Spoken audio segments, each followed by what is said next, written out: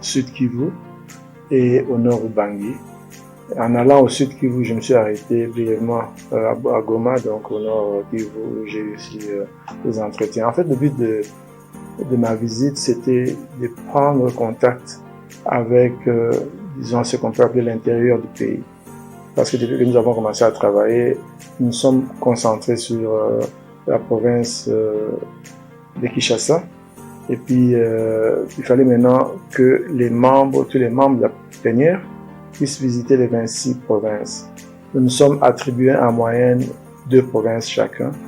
Et moi, je me suis rendu dans ces 2 provinces pour discuter d'une variété des matières, notamment en ce qui concerne l'actualisation de la cartographie électorale. Nous sommes en plein processus de recrutement des cadres qui vont s'occuper de la formation et plus tard les préposer à la collecte des données. Et il y a l'état des lieux à mener, il y a les contacts avec les partenaires et bien entendu comprendre la situation des cadres et agents de la CENI qui ont traversé des moments difficiles ces dernières années. Nous avons trouvé le personnel vraiment en plein processus de recrutement des formateurs, parce qu'on a des formateurs de plusieurs niveaux, niveau 1, niveau 2, et puis se préparant à recruter aussi au plus bas niveau pour avoir le personnel temporel qui va s'occuper de la cartographie proprement dite, c'est-à-dire identifier les lieux où nous pouvons placer les centres d'inscription et faire en sorte que ces centres ne soient plus trop éloignés de là où les électeurs vivent, parce que c'était le cas avant, les gens étant obligés de parcourir 15 km pour aller se faire inscrire. Donc, c'est tout un exercice pour qu'on fasse mieux, et basé sur les avis des experts que nous avons consultés au niveau de Kinshasa. Et il y a aussi l'état des lieux. Vous savez, l'état des lieux consiste à faire un inventaire de nos équipements. Par exemple, la machine à voter, les équipements pour l'inscription des électeurs, les groupes électrogènes, le système d'énergie solaire, disons tous ces équipements-là. À partir de ce moment, nous allons commencer à les énumérer et aussi à analyser leurs fonctionnalités. Parce que ça va nous permettre de connaître nos besoins réels. Parce que si nous devons acheter un équipement, il faut qu'on sache combien il y en a pour qu'on n'achète pas trop. Donc on va acheter un nombre complémentaire. Et évidemment, en allant là-bas, nous devons aussi rencontrer les parties prenantes. Et par parties prenantes, nous entendons les autorités provinciales et les autorités locales, parce que nous sommes aussi rendus dans des antennes. Et avec eux, nous avons parlé des questions de sécurité, des questions de l'appui qu'ils peuvent accorder à la CENI, parce qu'effectivement, la CENI compte sur le gouvernement au niveau national, provincial et local, notamment en termes d'entrepôts. Nous avons visité nos entrepôts et eux, parfois, nous donnent l'espace pour nos bureaux et nos entrepôts. Et le staff lui-même, il fallait l'encourager à faire son travail et connaître ses besoins. Et je pense que tout ça, ça nous a donné quand même une idée beaucoup plus réelle de leur contexte. D'abord, je m'étais rendu dans la province de Kwilu et après je me suis rendu au Kasaï, j'étais en Bougiman. Alors, la mission avait comme objet aussi les opérations de la cartographie électorale. Et comme c'est une opération très importante qui pratiquement détermine les restes des étapes du processus électoral, le président Kadima avait souhaité, avec l'équipe de la CENI, que au moins les responsables au plus haut puissent aussi faire le terrain, afin de se rassurer que cette opération de la cartographie se passait normalement, parce qu'il ne faut pas rater ça. Lorsqu'on rate, c'est comme une fondation par rapport au processus électoral. Le constat, c'est que, évidemment, du côté du contrôle physique, il y a quand même des problèmes. hein. Il y a quand même des problèmes, hein. Il y a des personnes qui se trouvent en situation irrégulière, qu'il faut régulariser. Bon, il y a des antennes, des CEP où on trouve quand même des postes vacants et qu'il faut pouvoir à ces postes. Bon, mais aussi du côté matériel, ça nous a permis de savoir en quoi nous pouvons encore espérer. En ce qui concerne le cadre de concertation, c'est vrai qu'on est allé trouver, mais déjà par les questions que les gens posent, ils disent non, bon, CENI, est-ce qu'il y avait ceci, il y avait cela, est-ce que vous vraiment, est-ce que vous nous rassurez? On comprend qu'il y avait une mauvaise image de la CENI. C'est ça la situation. Mais nous avons apporté notre message. Nous disons que nous venons avec une autre volonté, une autre vision, et que nous voulons vraiment avoir une CENI de standard international. Nous avons rencontré ici et là des personnes très réceptives qui évidemment ont bien accueilli notre message, qui nous ont encouragés à tenir bon et évidemment à tenir également nos engagements. Il faut aussi ajouter le fait que à certains endroits, on voit bien que les conditions de travail ne sont pas adéquates. La CENI a un matériel très sensible et donc le conditionnement est important, mais il se fait que à certains endroits vous arrivez, vous voyez que le matériel n'est pas bien protégé, l'entrepôt qui sointe de partout, sur le plan sécuritaire qui peut permettre à n'importe qui d'accéder, de prendre ce qu'il veut. Et donc ça, ce sont des problèmes que nous devons résoudre si vite. La leçon que je tire de cette tournée, c'est de ne pas rester au bureau.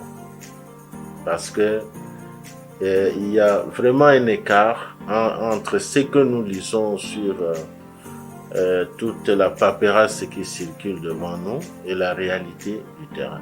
J'ai été désigné pour aller assurer la supervision dans 2 provinces, la province du Wolomami et dans la province du Sud Ubangi.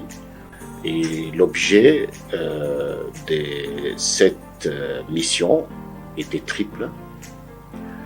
C'était une mission d'abord de supervision des opérations de l'actualisation de la cartographie opérationnelle. Deuxième, c'était de faire le contrôle de nos effectifs, mais enfin superviser les activités liées aux élections de gouverneurs et vice-gouverneurs des provinces. Nous voulons cette fois-ci que la CENI détienne des coordonnées géospatiales de nos sites opérationnels. Nous avons plus ou moins 5910 groupements qui doivent être géolocalisés. Nous avons plus ou moins 385 communes, 145 territoires. Nous devons avoir toutes ces données géospatiales et que nos préposés doivent être sécurisés. L'objectif ultime, c'est de donner au pays des élections qui soient crédibles, apaisées, mais inclusives. Parce que nous devons tenir compte de tout ce qui se passe au niveau du pays en termes de genre, en termes d'inclusion des personnes vivant avec handicap, pour que tous les Congolais puissent, au moins cette fois-ci, accéder aux sites opérationnels avec aise et en paix, pour que nous ayons de bonnes élections en 2023. Parce que le nouveau leadership managérial de la CENI, présidé par le président Denis Kadima, voudrait que tous les passifs, c'est-à-dire les choses qui n'étaient pas bien faites, soient réparées, mais que nous puissions pérenniser les choses qui ont été bien faites. Nous sommes déterminés à organiser ces élections dans le délai constitutionnel Et ça sera fait ainsi. Dans ce que nous avions appelé, nous, le renouveau au niveau de la CENI, le rebranding, qui fait que nous soyons l'église au milieu du village, avec nos valeurs, qui sont les valeurs d'inclusion, les valeurs de neutralité, les valeurs de moralité, les valeurs d'égalité, les valeurs de la légalité au niveau de la CENI. Et c'est ce que nous avons commencé à faire, malgré le retard que nous avons connu, le retard de 28 mois, mais qui peut être récupéré si le gouvernement, si tous les acteurs au processus électoral se mettent vraiment à l'œuvre, parce que le pays en a besoin. J'ai effectué ma mission dans la province de la Chopo. Nous avons eu des réunions avec l'Assemblée provinciale parce que ça entrait dans le cadre de l'élection des gouverneurs et vice-gouverneurs. Nous avons eu à préparer cette élection-là, donc rencontrer les autorités politico-administratives de la province, notamment le gouverneur et les candidats eux-mêmes. Et en dehors de ça, l'animation du cadre de concertation. C'est une activité qu'on avait prévue pour 1 heure, mais ça nous a pris 3 heures. J'ai trouvé l'intérêt que la population porte dans ce que nous faisons, donc le processus électoral.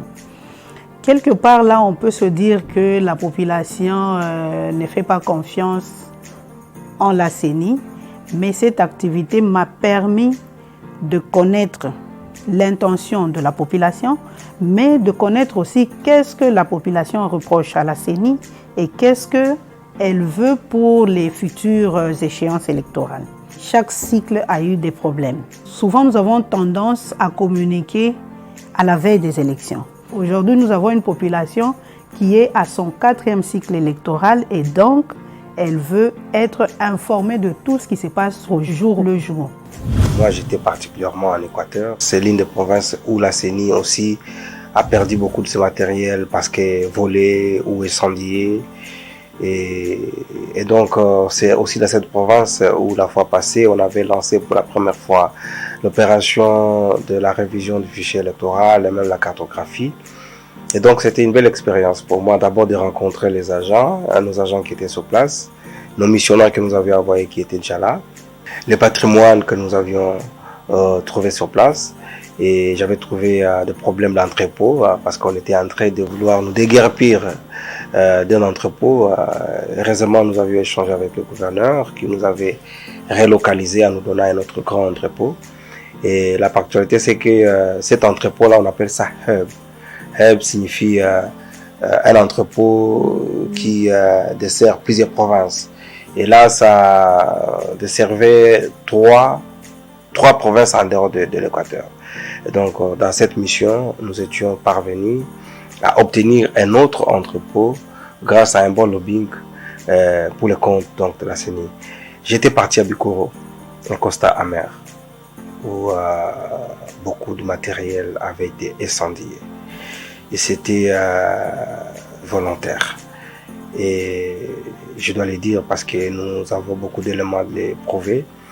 Et c'est une attitude à décourager. Nous n'allons pas rester sans sanctionner. Nous avons déposé le rapport. Le bureau va siéger pour prendre des mesures drastiques contre tous les auteurs, n'est-ce pas, de ces incendies. Alors après Équateur, j'étais parti au Congo central. Là, c'était pour les élections de gouverneur. Vous savez, on disait que les élections de gouverneur au Congo central devraient se dérouler sous forte tension et il y aurait même écoulement de sang. Et on avait permis de faire un travail d'abord de préparation. Grâce à cette sensibilisation, ils avaient compris et aujourd'hui, on a eu des élections de gouverneurs apaisées au niveau du Congo central. D'une manière générale, la CENI a beaucoup de problèmes qui doivent être résolus. En ce qui nous concerne, nous étions dans la province de Kwango pour assurer la supervision de cette activité. On devait aussi superviser l'élection du vice-gouverneur.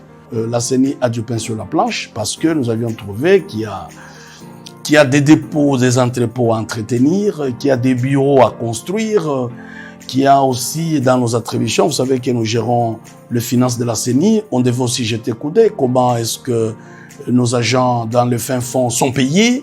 Donc on devait revisiter tous ces circuits de la paye et on devait aussi changer les circuits là où il fallait. Il fallait aussi tirer d'autres leçons telles qu'il y a aussi des vides, des postes vacants. On devait aussi dans le cadre du contrôle physique du personnel comprendre tout ce qu'il y a comme difficulté en termes du personnel. Et il y avait aussi sur le plan social aller aussi répondre la vision de la CENI concernant les soins de santé des gens. Et nous avions laissé Kwango avec tous les problèmes maîtrisés et ramenés jusqu'ici. Et je crois que prochainement, nous allons passer seulement en phase de pouvoir apporter des solutions. Nous avons été dans le Haut-Katanga, ensuite dans le Kasaï central. Cette mission d'actualisation des cartographies des sites opérationnels a pour objet de confirmer les centres d'inscription, de relocaliser les centres d'inscription qui sont en voie de disparition ou qui ont déjà disparu, et aussi essayer d'identifier les sites qui sont éligibles où nous pouvons encore replanter d'autres centres d'inscription. Après avoir tenu les cadres de concertation avec les parties prenantes, l'opinion avait au fait remarqué que le train avait déjà quitté la gare. En tant que chargé de la logistique de l'institution, j'ai effectué des visites dans les différents entrepôts de la CENI et j'ai remarqué que ces entrepôts étaient dans un état de délabrement très avancé. Sur ce point, nous prions le gouvernement de bien vouloir doter la CENI des moyens adéquats pour réhabiliter ces entrepôts avant l'acquisition des matériels électoraux. C'était une mission dans les provinces de Kwilu et de Maniema. Dans les provinces où il y avait l'organisation des élections des gouverneurs, nous avons dû prendre contact avec l'autorité, prendre contact avec les bureaux de l'Assemblée provinciale pour trouver avec eux un compromis pour que tout s'organise dans la quiétude et dans la paix et qu'il n'y ait pas de dérapage. Au niveau de Bandundu, par exemple, j'ai constaté qu'un retard dans le déploiement de matériel peut créer un problème. Le deuxième problème, c'est le problème des antipathies. Au niveau de Kindu, j'ai rencontré un problème totalement différent. Je me suis rendu compte qu'il y a des problèmes sérieux en termes d'abord de routes. Nos chefs d'antenne, pour venir nous rejoindre à Kindu, ils mettent parfois 2 jours sur une moto pour une distance de 60 km. Ça pourrait vous donner de l'état des routes. Et cela m'a également mis à l'aise de comprendre quelles sont les difficultés que nous aurons peut-être demain pour le déploiement du matériel. Le deuxième problème, c'est qu'il y a 2 territoires qui sont encore sous contrôle de Maïmaï jusqu'aujourd'hui. Le territoire de Kabambare et le territoire de Kassongo. Le territoire au Congo, ça existe. Oui, il faut négocier avec des rebelles, négocier avec des Maïmaï pour que nos agents aient l'opportunité d'obtenir alors la protection de ces Maïmaï-là pour faire le travail sur le terrain. Mais ces Maïmaï-là, nous les déployons, nous ne prévoyons pas cela. Et ça peut être un petit handicap. La deuxième remarque est que malheureusement au niveau de Kinshasa, nous avons déployé des agents dans ces territoires sensibles. Mais les agents que nous avons déployés sont des agents filles. Si à Kinshasa on avait cet élément, on aurait pu s'arranger pour que nous envoyions plutôt des garçons. Mais apparemment, sur le terrain, les agents sont motivés. J'ai supervisé de manière opérationnelle 2 provinces. La province de Kinshasa d'abord, et j'ai terminé par la province de la Tchopa. Évidemment, Kinshasa était moins difficile que la Tchopa compte tenu de certaines facilités qu'offre la ville.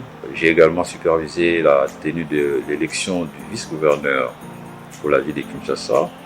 Alors, par après, je devais me rendre en province, dans la province de la Tchopa. Ça n'a pas été très facile. Ils ont d'abord une hydrographie assez importante. Il y a beaucoup de cours d'eau dans la Tchopa. Et on est en pleine forêt équatoriale. Et je puis vous imaginer les difficultés que rencontrent nos différents responsables des démembrements à la base, c'est-à-dire les antennes et au niveau du CEP. On a également constaté, lors de notre visite des chantiers, des dépôts de la CENI, qu'il y a eu beaucoup de cas de vol de matériel sensible au niveau de la province de la Tchapa, précisément à l'antenne de Ikela. Nous avons été obligés de réunir les CPO, les comités provinciaux des opérations, pour parler de ce fait. Parce qu'on doit savoir que la CENI est une institution d'appui à la démocratie. La CENI travaille en synergie avec d'autres entités de l'État pour nous permettre de pourvoir à ces missions naturelles que sont essentiellement l'organisation de l'élection dans un climat apaisé, dans la transparence, dans la vérité, pour que le résultat qui en découlerait ne soit pas susceptible de plusieurs contestations. Il faudrait que les autorités, ceux qui sont appelés à jouer leur partition, mettent en contribution le moyen nécessaire de manière à ce que la paix soit rétablie sur l'étendue du territoire national entier et que donc nous puissions appeler le peuple congolais à décider de qui sera demain leur dirigeant. Moi, j'étais dans 2 provinces.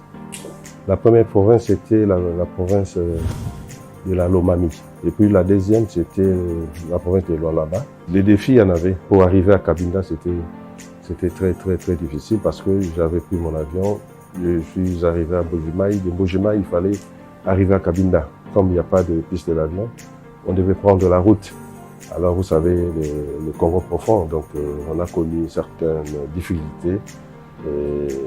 Et voilà, et puis sur place à Cabinda, quand on organisait nos activités, il y avait aussi ces difficultés liées au manque d'électricité. Mais sinon, dans l'ensemble, au niveau de la province de Lualaba, il n'y avait pas vraiment assez de difficultés. Donc nous avons effectué notre mission sans problème. C'était là pour la première fois que le management puisse descendre sur le terrain pour s'enquérir de la situation. C'était quelque chose de très important parce que ça a permis à ces gens de se mettre en confiance. Parce que vous voyez, si vous travaillez avec des gens qui sont loin d'eux, des fois, les gens sont démotivés. Alors j'ai senti que les gens étaient vraiment motivés pour faire ce travail. Et puis moi, à mon tour, je les avais encouragés de bien travailler, d'aller vraiment sur le terrain parce que nous voulons que ce processus soit vraiment un succès. J'ai été chargé pour les 2 provinces, l'Ituri et la Mongala. J'ai pu rencontrer, entre autres, le gouverneur militaire. Il m'a rassuré des efforts qu'il est en train d'entreprendre pour la pacification et la restauration de l'autorité de l'État sur cette étendue du territoire national. Et tout cela, c'est pour permettre à la population iturienne de passer dans la quiétude les élections en 2023. Nous voulons assez que la population congolaise puisse s'approprier le processus électoral en cours et afin qu'on puisse faciliter à la CENI la réalisation de ces objectifs. Nous avions à visiter la province du Sud Kivu et la province du Sankoro. Il y a des problèmes au niveau des entrepôts, principalement à Bukavu. Il y a des problèmes au niveau des logements, même des missionnaires, principalement au Sankoro, où ceux qui sont partis pour la formation éprouvent quelques difficultés à se loger. Et j'ai fait ce rapport de retour de ces 2 missions et j'ai été heureux de voir que l'élection du gouvernement s'est déroulée sans heurts, dans la paix, et cela nous a motivés pour continuer à faire ce travail pour le bien de notre République, la République démocratique du Congo. J'étais à Goma, Nord Kivu, et puis les Tanganyika à Kalemi. Au Nord Kivu, il y a des conflits armés, et avec les comités provinciaux des opérations, au comité provincial de sécurité, il y a eu des échanges très fructueux qui ont démontré que, au regard des réalités qui sont les leurs, il faille un traitement qui est différent des autres zones. À Tanganyika, par exemple, les comités avaient proposé qu'on puisse désengorger les provinces où il y a peut-être pléthore des policiers, qu'on les reverse là-bas pour faciliter les opérations de cartographie. Une autre difficulté que j'avais trouvée dans le Nord Kivu, il y a d'autres voix qui s'élevaient pour dire que il faudra tenir compte du fait que ici nous avons les grands Nord Kivu et les petits Nord Kivu. Et que les préposés qui seront déployés, on doit tenir compte de l'équilibre pour pouvoir donner un grand nombre de préposés au Grand Nord et même les ressortissants des grands nombres doivent figurer parmi les préposés qui seront recrutés.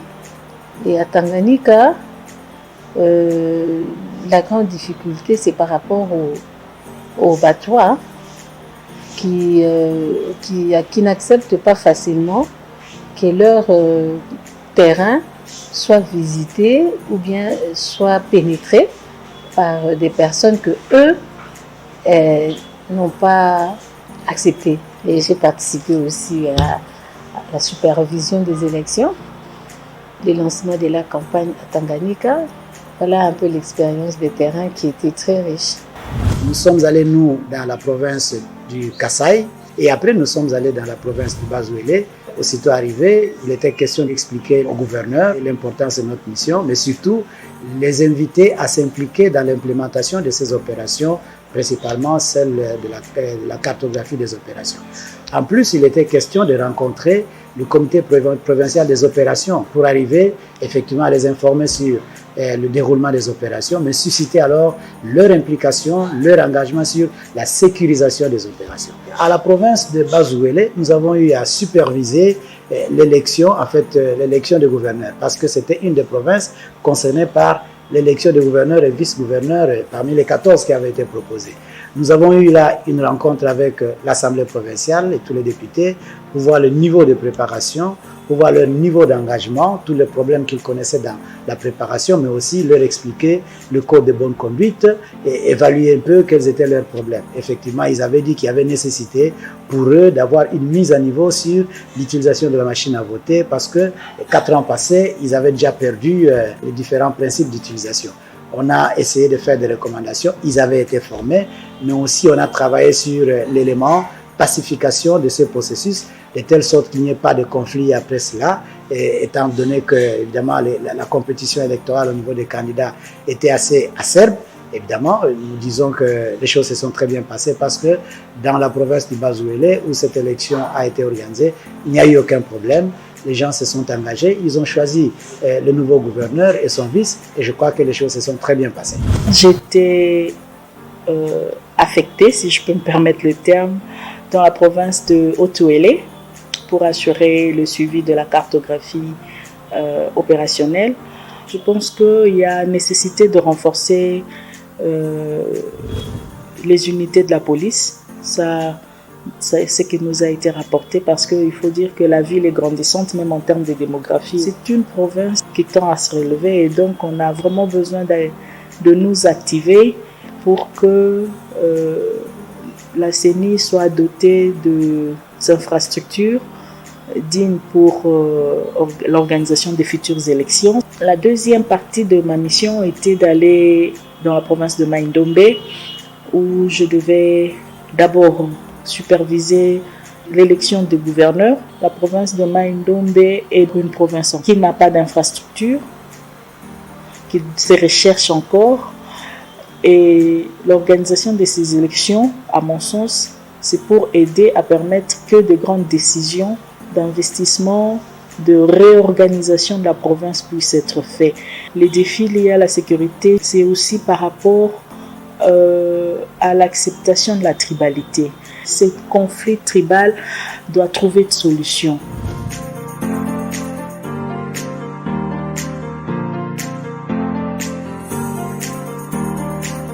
C'était, je ne dirais pas un ballon d'essai, mais quand même une expérience pour tâter le terrain, pour savoir comment 2023 devra se présager. Les têtes de placement sont utiles pour nous.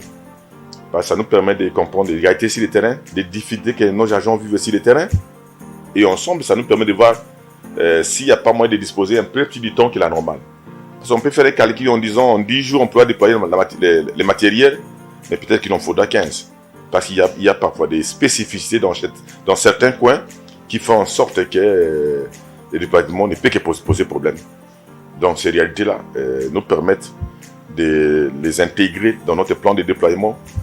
Il faut bâtir une CENI stable qui garantit la pérennité, n'est-ce pas, du processus électoral dans le temps. Le nouveau management de la CENI veut communiquer, veut donner la bonne information. Aucun Congolais ne veut du glissement. Aucun Congolais ne veut que les élections soient mal faites, parce qu'en fait nous sommes au 4e cycle électoral et nous sommes, nous, au niveau de la CENI, conscients de cet état des choses et nous pensons que nous sommes capables de le faire et les bonnes élections au niveau du pays sont à notre portée, derrière le président Denis Kadima. Je pense aussi qu'en termes de motivation même de nos équipes, le fait de voir des responsables sur le terrain, ça les motive encore plus. Hein, que nous ne soyons pas des chefs qui commandent de leur bureau, mais que nous soyons également ces chefs qui vont aussi au front avec les soldats, et ça rassure plus ceux qui travaillent avec nous de nous voir nous-mêmes aussi sur le terrain. Il faut dire aussi qu'on apprend beaucoup quand on est sur le terrain, et puis on se sent plus au travail que lorsque on reste statique ici au bureau. C'est des exercices que nous devons répéter parce que la situation change très vite. Et puis les coins ne se ressemblent pas. Il y a des entités où, par exemple, j'étais au Sud Kivu, où le problème d'insécurité se pose sérieusement. Donc il y a lieu de rester à l'écoute de nos collègues et pouvoir apporter des solutions aux problèmes qui se posent concernant la sécurité. Sinon, si on ne maîtrise pas la question de sécurité, on aura de problèmes pour bien gérer le processus électoral. En même temps, quand nous rencontrons les autorités sécuritaires, c'est-à-dire la police, on voit qu'il y a un travail à faire. Ils connaissent le terrain, mais il faut qu'on travaille en symbiose. Donc, il faut vraiment réactiver le comité provincial des opérations. Ça, c'est au niveau des provinces. Évidemment, nous allons continuer à encadrer notre personnel. Évidemment, je ne vais pas aller dans les détails. Il y a des problèmes d'ordre social qui se posent à notre personnel. Et comme nous avons comme vision et comme valeur de la CENI actuelle, c'est de placer l'homme au centre. Et nous sommes très préoccupés par ces questions-là et nous allons travailler sur ça pour que les solutions idoines soient trouvées.